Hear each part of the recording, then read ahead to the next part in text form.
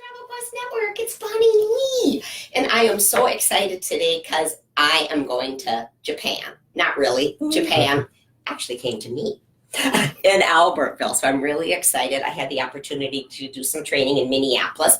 And you guys are from the Japanese Tourism Board, yes? Right. And because we're going by my memory, which is not always stellar, let's just face it. So we have Yoko and Keita. Keita, I told him I'll mess it up even though I wrote it down. So we're going to do just a little chat about Japan because most of us, including myself, when we talk about Japan, we think about the cherry blossoms. Oh, and they're beautiful. I would die to be able to go there during cherry blossom season. But there's so many more things about Japan that we sometimes as travel professionals forget. Number one, okay, so the number one thing I just pulled away was 2 minutes ago. Baseball! Baseball! You guys have got just this crazy enthusiasm for baseball. So when you're thinking about Japan and you're recommending it to your clients, crazy as much as it sounds, but we really love baseball and you guys love baseball. There's absolutely no language that is required for baseball. We were talking about, we know that means out. Okay, I don't really know what that means, but I know or is that could be football. I don't know. But anyways, so tell me some of the things that you see that we would see if we went to a Japanese baseball game. Like what happens there? Okay, for the baseball, it's like almost national, like a sports for Japanese. Japanese people love the baseball. And the good thing is we have so many baseball teams throughout Japan, from Hokkaido to all the way to the Kyushu. So anywhere you go, you can just go check the schedule and to see the baseball game. And the baseball game, not you only watching the game, but you can enjoy Japanese beer, Japanese sushi. Japanese beer! I'm like, really? Any food. And it's interesting because she was saying, and it's sushi and all these foods, not like hot dogs. Like no hot dog. No, they may sell the hot dog. You might be able to find a hot dog.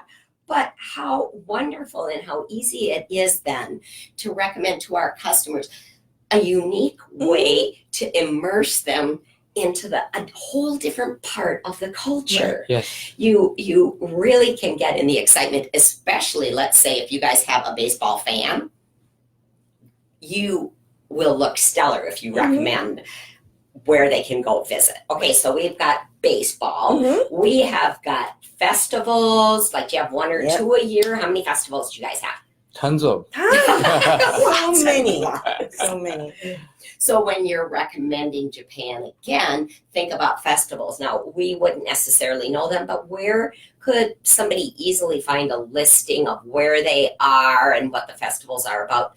Would that be on your site or walk us through that a little bit? Yes, we have a great global website, and also we have a US focused on the website. We have a 2 website, but when you go to the globals, they're always connected each other. When you go look for some festivals, we do have a categories, and you can see the throughout Japan's festival all year round. Okay, so when you say categorized, like maybe food festivals. Oh, so you could really, I didn't know this, so now that's a new thing. But also, the little more, we have a big festivals on the global side, but also more local. We have so many local festival as well. In that case, you have to go to the local site. They're all connected, and the local site listed all the local, say, food festivals, all the different kind of the festivals. So they're all connected. And just think how it's such a bridge between cultures. We can go into restaurants, I believe. You can go to museums. We can do all of those things.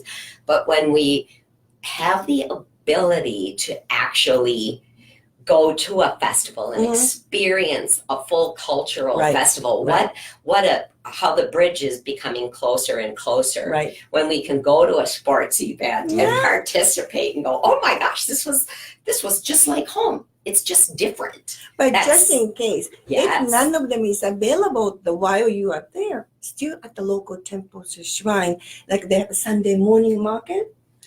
Like a local market, there's a fun to do that too. See, I did have the opportunity to visit Japan with travel leaders, and that bullet train kind of scared me, but it was fabulous. It was easy. I did my research. It was really great. So you can get around so very, very easily. So we talked about cherry blossoms being a great time and maybe another time of year. I'm a fall person myself, and we were talking just a little bit about fall. Would you recommend a fall? Yes, of course. Yeah, of course. The leaves of the color are changing like in Minnesota. Yes, just like here. Yeah. Because you have deciduous trees, like our trees, so they're going to change colors. They're going to drop their leaves. Yes. But you have those beautiful mountains on the backside. We don't have mountains in Minnesota. We have by a any chance. 70% of Japan is a mountain. side. 70%? Right. Interesting. And it's what? Yeah. 200 miles across or 200 miles long? How is Japan? Let me see. Yeah. Japan is a very long island. Okay. Compared to the map of the United States, let's say from the East Coast, from Maine to all the way to Florida. It's a very long island. So it's really long, but the width is actually very short. But we have all the mountains in the middle, like a Japan Alps. Mountains are everywhere. It's beautiful. Which is a wonderful opportunity for us as we're recommending it to know about the mountains and talk about the trees and their deciduous and the temples and the quiet places, that whole Zen-like atmosphere that we're able to experience when we're there. It was absolutely amazing to me, but I didn't think about the sports. I didn't think about some of the different things that we might be able to sell.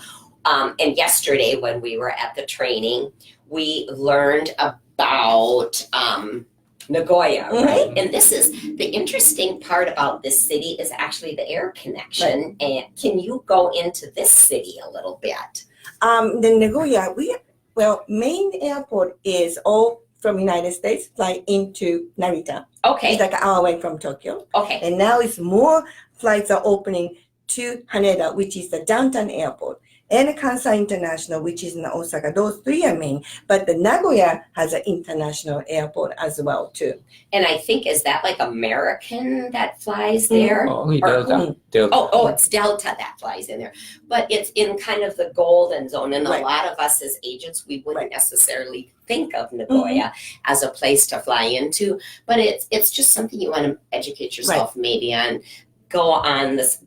Just Google it and Google the airlines and find out who's coming and going out of that particular area.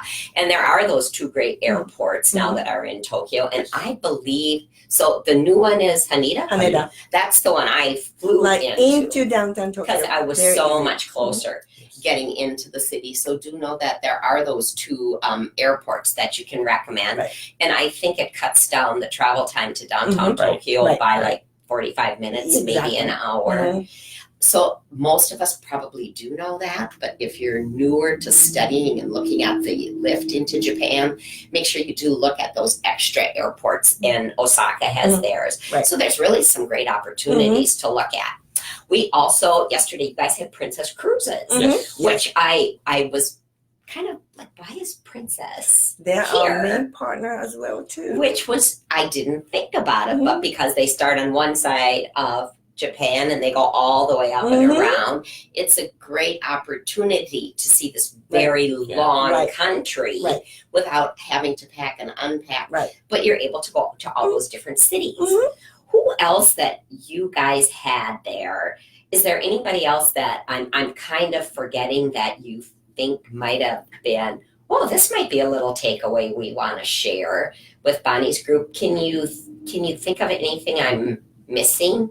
Oh, see, I'm totally putting them on the spot here. And she's like, No. Well, you just brought up for the cruise. We have so many other cruise companies now. It's going around the Japan to others, but the Japan.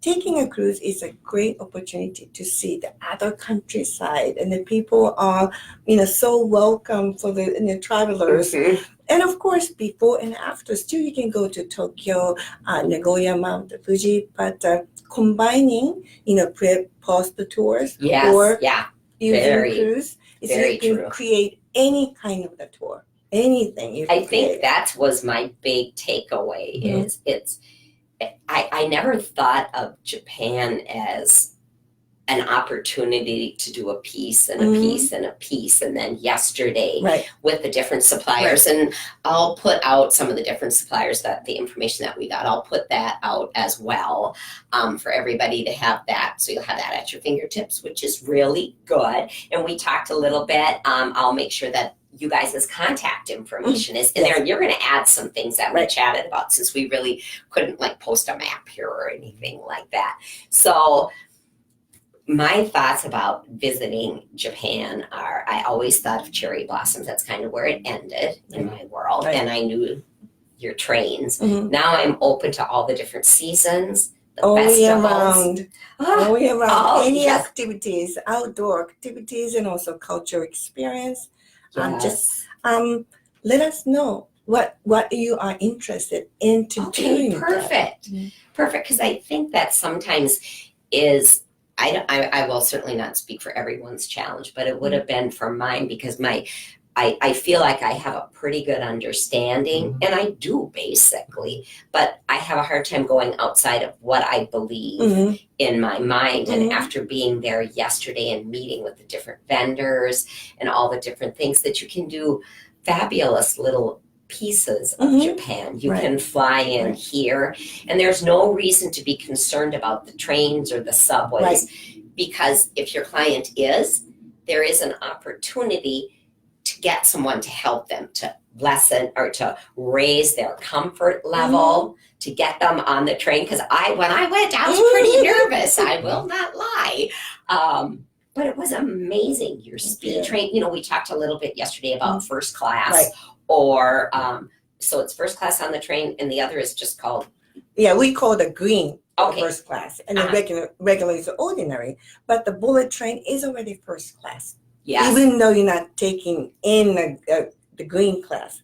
But and also the great thing is, the Japanese are on time. Oh my God, are they on Everything's time? on time from 6 a.m. to like 8, 9 p.m. They run every 10, 15 minutes.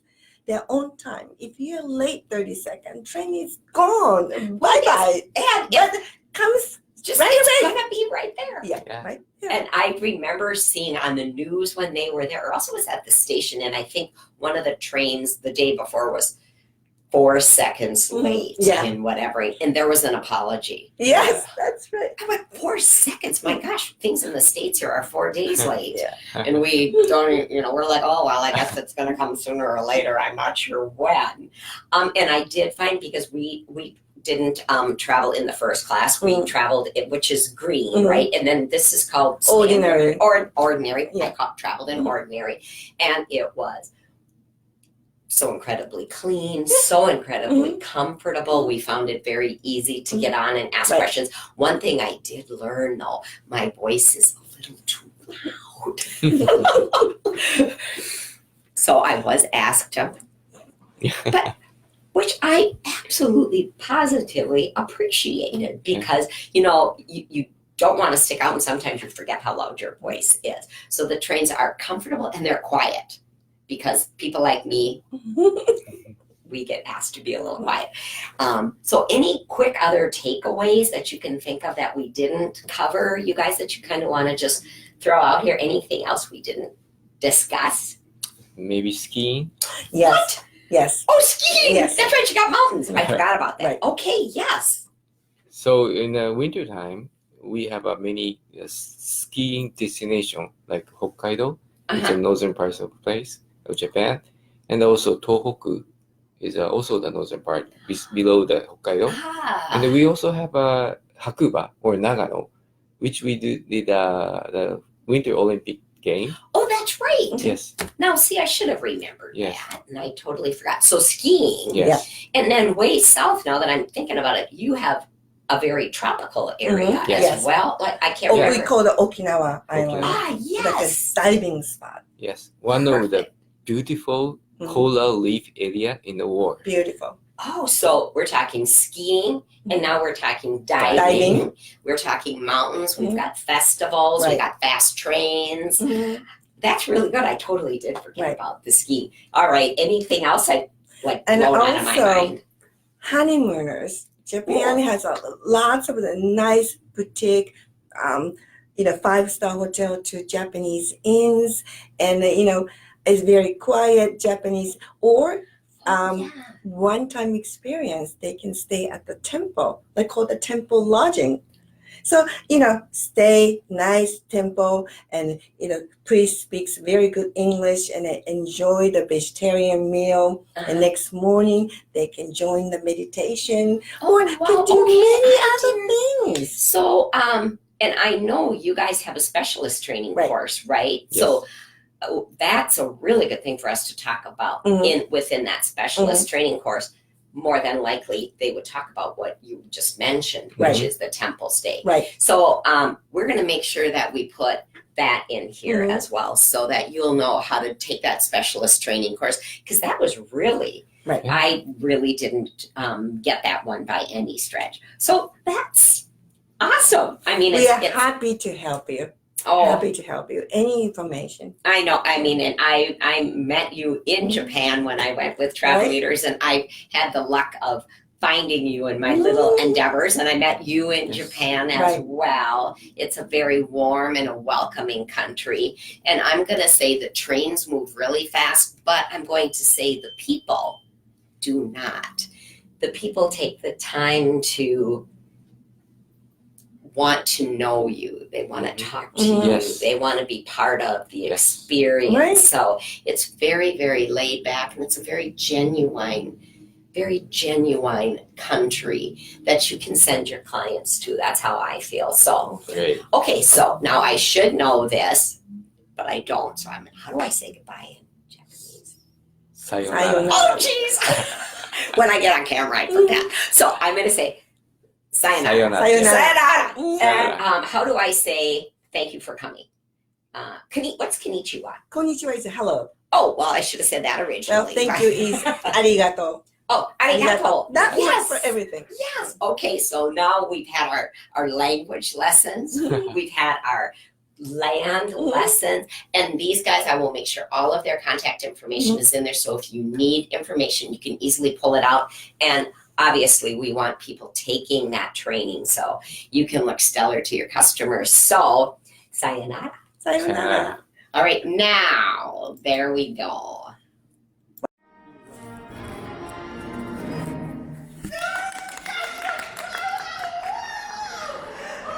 Let's take a deep dive into your Star Wars adventure, shall we? If you choose to accept the Millennium Falcon Smugglers Run mission, you and your crew take control of the fastest starship in the galaxy. Everyone has an important role, including pilots, gunners, and engineers, and only together can you and your crew survive the wilds of space.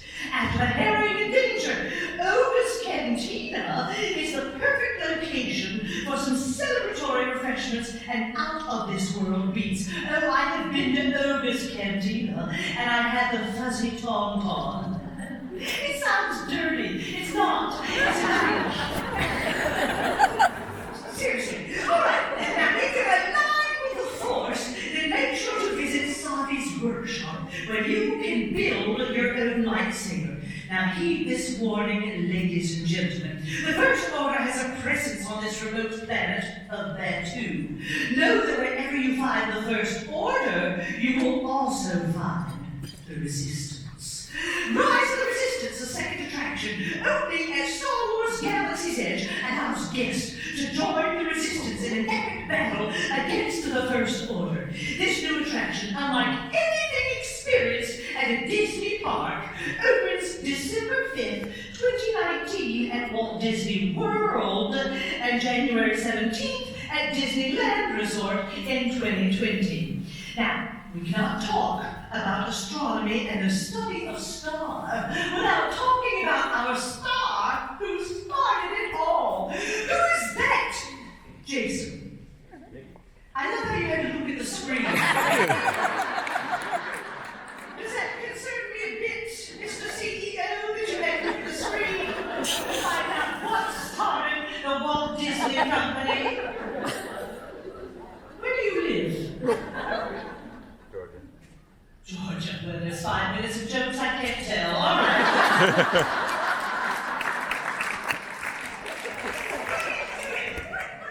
Coming to Disney's it's a beautiful place, Georgia. Coming to Disney's Hollywood Studios in the spring of 2020 and Disneyland Park in 2022, Mickey and Minnie's Runaway Railway is the first ride-through attraction ever to be based on Mickey Mouse. Can you believe that? Guests will step inside a brightly colored animated world and find themselves on a brand new Mickey Mouse adventure where the flat world of animation magically turns into a dimensional display of amazingness. Bonnie, can you sign that on your boot? All right. Anyway, I just love that line though. I mean, really, dimensional display of amazingness. It's a quote directly right here. All right, right here. It's time to move on. Let's go on to our next topic right here. Let's see what we have. What did I line up next? Physics.